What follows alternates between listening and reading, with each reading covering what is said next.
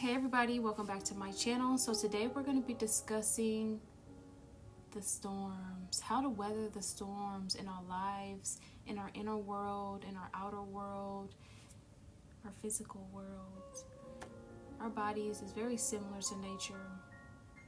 We are made of the same thing, so it makes sense for everything to be connected. However, I have noticed a huge impact on our mental and our physical body when it comes to rain.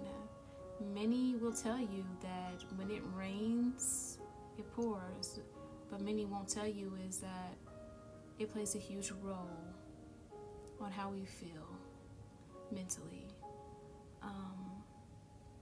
Spiritually, rain is absolutely connected to cleansing our spirits. So it's inevitable. When you are dealing with seasonal depression, weather depression, whether that be lack of sunlight, or just, the doom and gloom, it is normal for your body to feel the way that it does. And there's something that I've had to learn through my spiritual journey is that once you realize that the leaves are changing, that means your body is changing. You are beginning to evolve and change. Every year the body goes through a physical reset, which is why during the fall months, specifically during September and October, you will notice a huge difference internally. You may feel a little bit more tired. You may feel a little bit more down. And you may even notice a lot of more darkness going on around you. You have to understand that this world is duality, light and dark. But during the fall months, let's talk about how Satan uses spiritual depression to attack you. Satan has a group of people, but the goal for him is to kill, steal, and destroy. And during the doom and gloom is a perfect opportunity. It's a perfect opportunity to plant seeds in your mind. Doubt, fear, lack. Because when your environment takes over and you're not strong internally in here, and you can't create your inner world, he will play on that. He will play on your outer worlds. But when you get a grip on your inner world and you realize, okay, I know what he's doing. He's trying to utilize the outer circumstances to get me in here. If you are someone that works in the rain, if you are someone that has to see and experience the rain, the best thing that you can do for yourself is to work on seeing the rain as a beautiful sunset. You have to change you got to change your inner dialogue.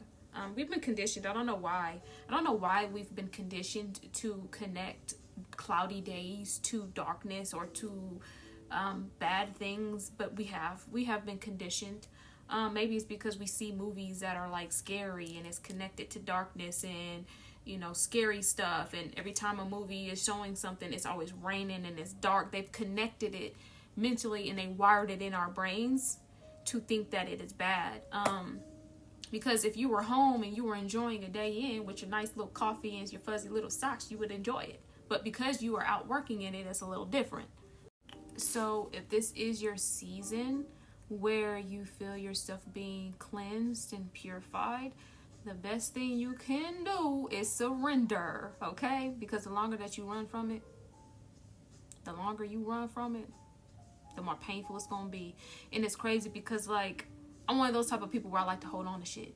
I'm gonna be honest.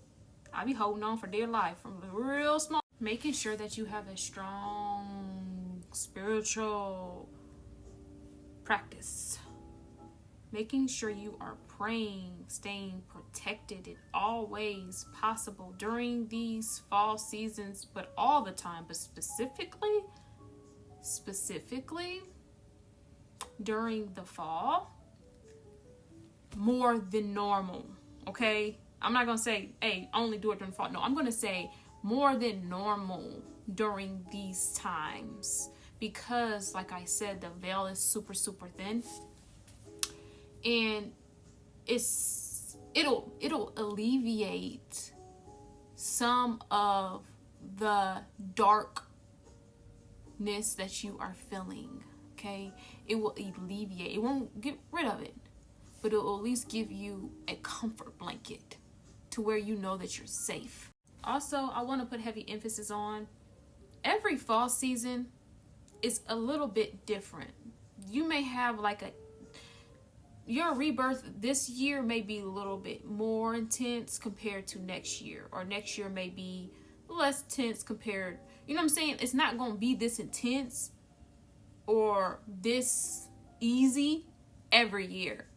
It really just depends on where you're at in life, because as we evolve and we go through lessons in life and we go through trauma and grief and, those things that happen as human beings, every season is different. Every season is not the same. Last year, you may have went through the ringer.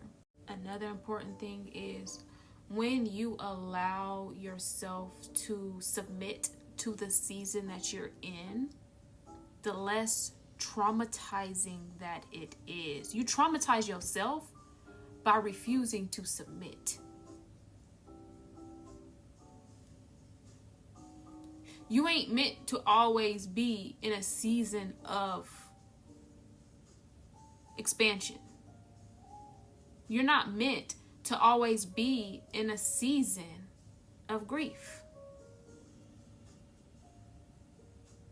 But submitting to the process allows you to see and understand where you are at in that moment in life.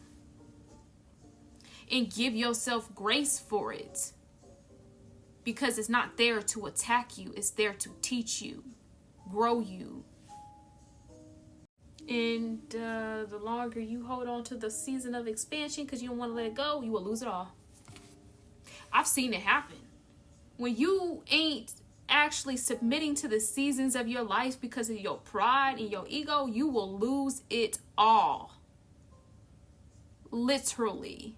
If you are in a season where you don't want to step into your time, your shine time, you will miss out on it all. You need to know when it's time to get up and get to going, and you need to know when it's time to sit still. It is not there to punish you. It may be there to protect you.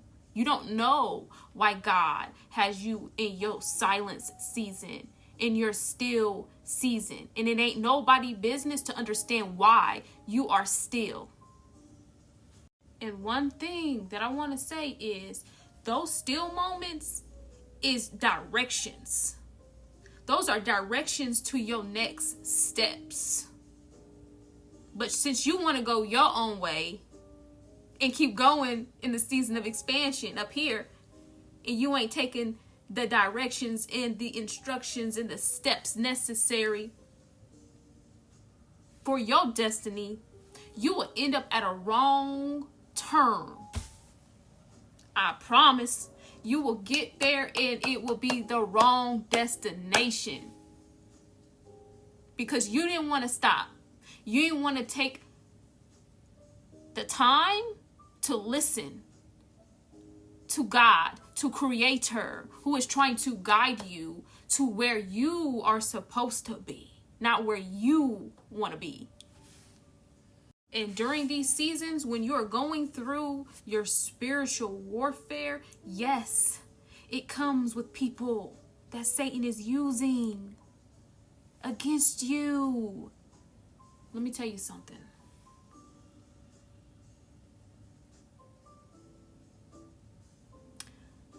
When you entertain these people, they distract you from the direction, from the purpose, and the mission that you have.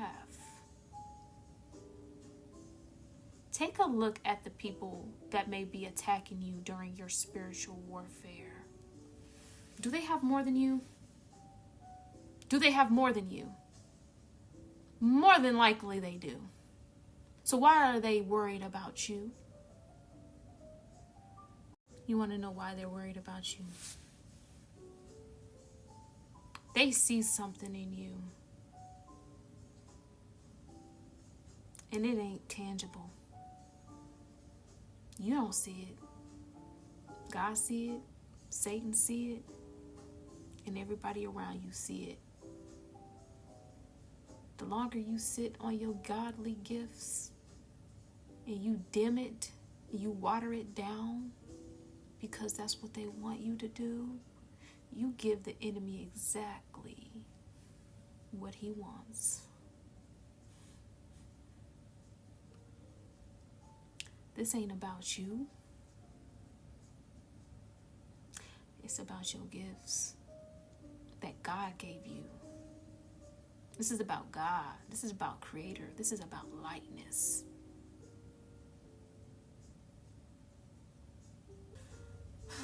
The fall months tend to be the months where the spiritual warfare can get kind of tough. And I just want to say something. It'll all work out. And I know that's like, oh, well, duh. Like, how am I going to get through this? How am I going to get through this? Because you will. You always do. Don't you? How many times you done been through spiritual warfare? And normally when someone's already done been through spiritual warfare, more than likely they done been through it so many times already that it almost feels like you begin to lose hope. That's what Satan wants. Just don't stay in a hopeless despair. Okay? Just don't. Because when the blessings roll in and it's your season to shine again, and it's spring and it's time for you to bloom,